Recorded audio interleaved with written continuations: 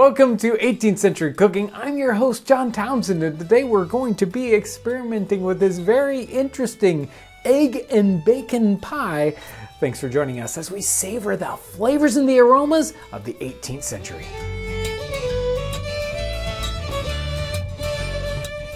This recipe is from the 1769 cookbook, The Experienced English Housekeeper. Egg and bacon pie to eat cold.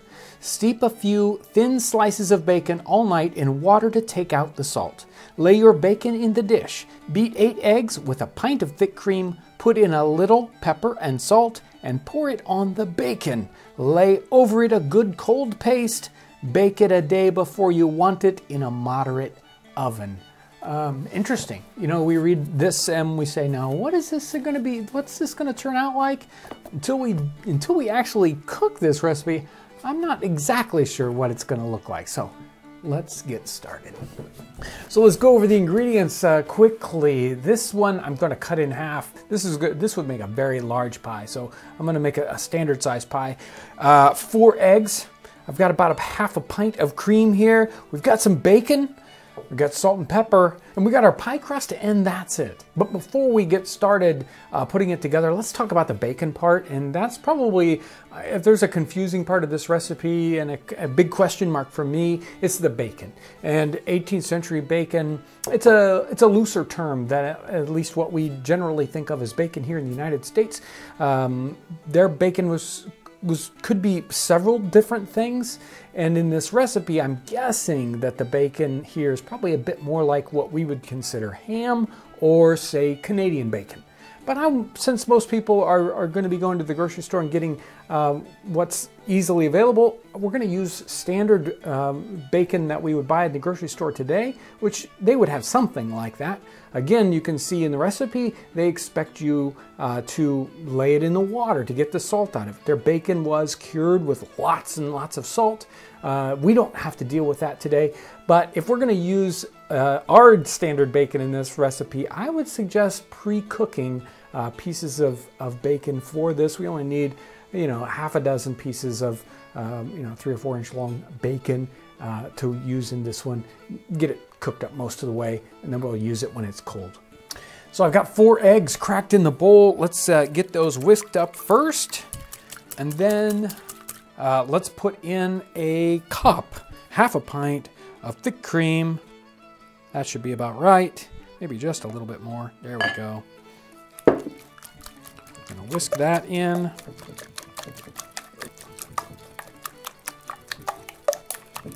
There we go. We got a nice thick consistency. We can put in our salt, a little bit of salt there, and we've got some pre-ground up pepper here.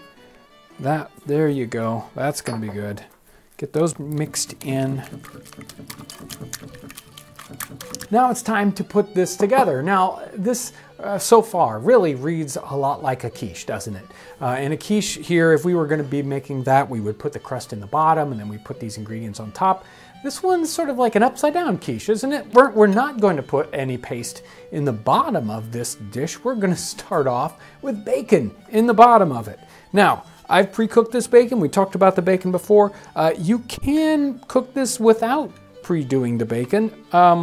I did that. It didn't turn out bad, but it had a little better flavor when the bacon was pre-cooked. Or you could try it with some nice ham in the bottom of it. That would work out well too. I'm just going to put in enough pieces to sort of cover the bottom of this dish. Because, well, you can't have enough bacon, really. There we go. That looks good. Yeah, this is a pie, but the bottom crust is bacon. You can't go wrong with that.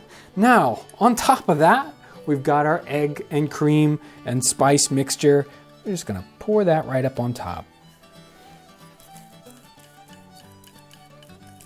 I'm gonna go ahead, since some of these bacon pieces float up to the top, I'm gonna go ahead and push them down to the bottom. If it's uncooked bacon or ham, that tends to stay on the bottom. But this pre-cooked wants to float up to the top. That's ready to go. It's time for the top crust. And we just are going to use a simple short paste sort of pie crust here. And put that on. There we are. I'm going to push that down so it contacts the egg mixture all the way around. We don't want to leave it with a big air pocket. Now I just need to trim this paste so that it's to the top of the pan. It doesn't need to be this extra here. Make sure to crimp this down, seal it to the top of this pie pan as best you can. Because remember, this is actually meant to eat up the next day. So really this top crust is here to help protect the pie, because they didn't have the same kind of ways to protect things we have while we're setting it aside in the refrigerator in the larder. So this pie crust is here to protect the top of the pie for that eating the next day. Now that this is all crimped up, it can go into the oven, and I would suggest, here she talks about moderate oven, probably that 350 to 375, and a pie this size probably takes 35 to 45 minutes, and you do want to kind of be careful, because as this bakes, it is going to puff way up, and then it'll shrink down as soon as it cools off. So about 40 minutes.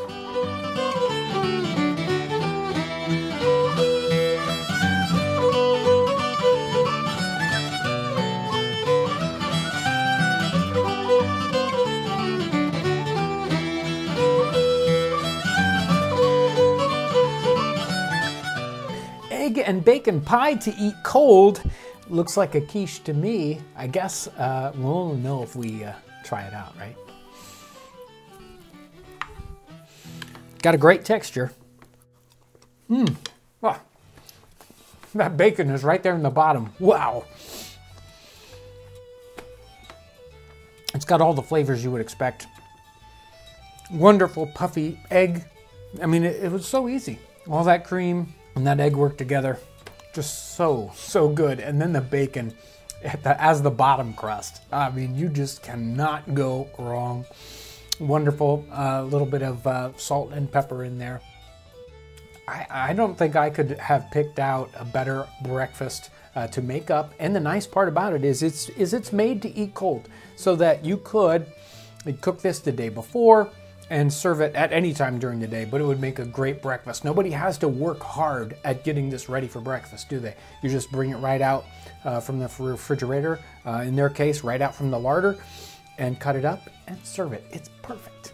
And again, this is like a typical today, like a breakfast casserole. So we could put sausage in there. We could try putting different kinds of vegetables in there if we wanted green peppers or something like that. So there's a lot of different permutations we can put on this, but as an 18th century dish, wow, it's great. This one, again, is simple. You should try this at home. If you're interested in another recipe that's kind of similar, a great breakfast recipe, try this one out.